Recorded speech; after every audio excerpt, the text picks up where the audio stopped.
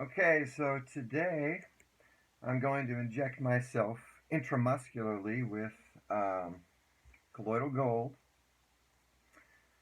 The reason why I'm switching from intravenous to intramuscular injections is because the last time I injected myself with 3.3 cc's intravenously, and then my kidneys were a little bit sore for about 9 days, which you could take as a lot of success because it probably meant a lot of dead microtech was being dumped into my kidneys. But I still don't like it. My kidneys hurt on a weekly basis. They've always hurt. I mean, my mom's complained about her kidneys hurting for 40 years. One of my siblings has to drink a huge glass of water right before bed, just because if he doesn't, he'll wake up in the middle of the night and his kidneys will hurt. So they're always sore on a weekly basis. But 9 days they were medium kind of low sore, and I didn't like it. I do interpret it to mean that the intravenous injection destroyed a lot of nanotech, because I don't think it was the gold that did that. Colloidal gold I consider to be very safe to inject. So at this point, what I did was I got my first EDTA treatment, 1.5 grams, and then my kidneys hurt for a few days, and I got my second EDTA treatment for, let's see, I believe it was 1.5 grams as well, and then my kidneys hurt for a few days, and then I got my third EDTA treatment, and then my kidneys did not hurt after that one. First IV treatment of colloidal gold and silver was 1.25 grams or 1.25 cc's of colloidal silver and 1.25 cc's of colloidal gold. With that one, my kidneys did not hurt. A few days later, I injected 2 cc's of colloidal gold intravenously, and at that point, my kidneys didn't hurt. And a couple days later, I injected 3.3 cc's of colloidal gold, and at that point, my kidneys hurt for about it was more like 9 days. It was medium to low. It wasn't a big deal, but it was quite long. So I decided to switch to intramuscular injections.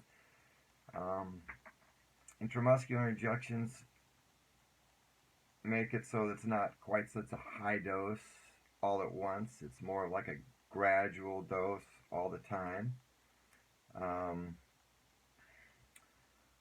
So, let's see, can you see that? I guess you can't.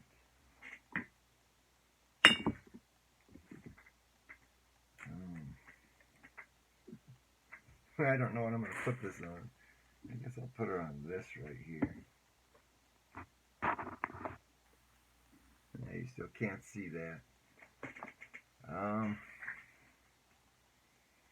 So I'm just going to inject myself now intramuscularly. They're a lot easier to do.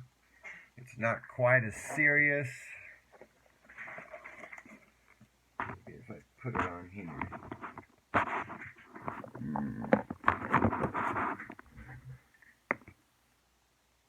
Yeah, there we go.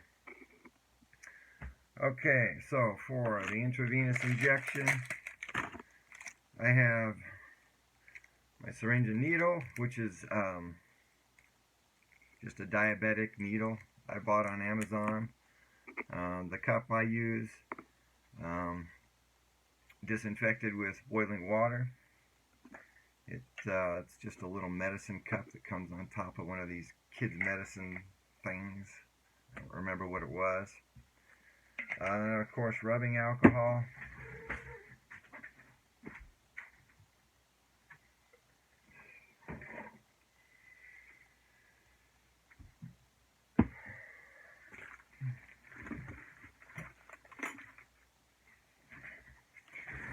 Okay, so I'll disinfect the injection site with rubbing alcohol.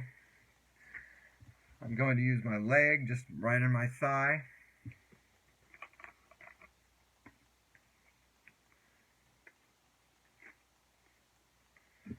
So, tentatively, I plan on injecting 1 cc every few days in every major muscle of my body, thighs, calves, deltoid muscle, buttocks.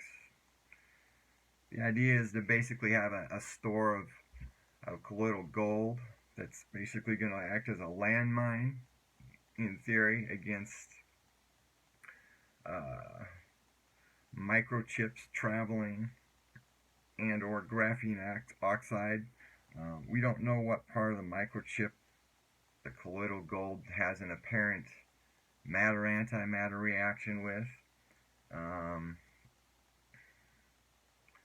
But basically, in theory, I'm just going to place a bunch of landmines around. Now, it is going to move around once I inject it, but it'll be slow and gradual. The thing I don't like about intravenous injections is I have to add salt to it. If I don't, this will make a few of my red blood cells explode. And I don't want to do that, of course. So I used to add salt until it was 0.1%, because the blood's about 0.6%. But the problem is when you add salt to ruby red colloidal silver, it turns it clear or dark blue or light blue. So when it turns color like that, you know the particle size is increasing. So it was doing something to the smaller particles, and of course you want the smaller particles. You want to be able to have it absorbed. And the smaller the particle, generally the better the absorption rate. There's a really good article published around 2010 I read, and unfortunately I don't remember the heading of it, but it's something like giving colloidal gold to rats orally, something like that. But in this, they gave in this study they gave rats ruby red colloidal gold orally, and they found that for particle sizes less than 80 nanometers, the average absorption rate was in the range of about 0.14%, which means when you drink ruby red colloidal silver orally, in order to get the same amount absorbed as 1.4 cc's of an intravenous injection, you would need to orally ingest a full liter. So the absorption rate is not really great. Now when you went above 80 nanometer particle size, which would probably change it into a blue solution, the absorption rate was much less. It was like 0.03% or less. So that means the blue colloidal silver is not nearly as good as the red for doing this type of thing. Also, the red does have the small particle size, and that's really important. So, let's see, is there anything else? Look at my notes. No? Okay, so I'm going to start the intravenous injections today, or the intramuscular injections, I mean. So let's see. First of all, I'm going to unwrap this. I bought my colloidal gold on Amazon as well, and in fact I recently bought a new brand, so I'll be able to try a couple different brands. They're both ruby red, so I imagine there will be no difference between them. But to inject intramuscularly,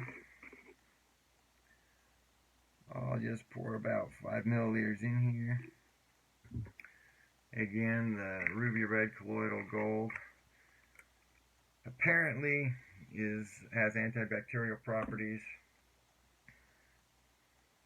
So I'm not too worried about infection. Of course, there are always risks, but there are risks with doing nothing too. One of my wife's friends passed away. She did not take the potion into the deltoid muscle, and she died of a blood clot. So, doing nothing has its risks as well. So I'm going to place, I'm going to place this right into there. I'm going to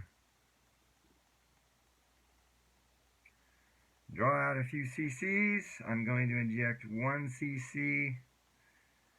My protocol, my planned protocol. So I try to remove all the air from this by tapping it, trying to get it to move to the top. It's not good to inject air. So this is going to be 1 cc of colloidal gold injected intramuscularly. Let's see. I'll just add a little bit more rubbing alcohol to the injection site, which is going to be in my thigh first.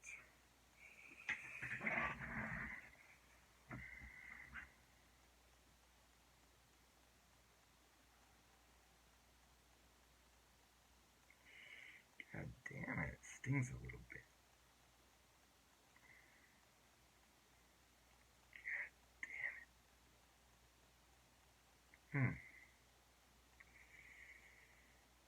Well, there you go, guys. That sting a little bit.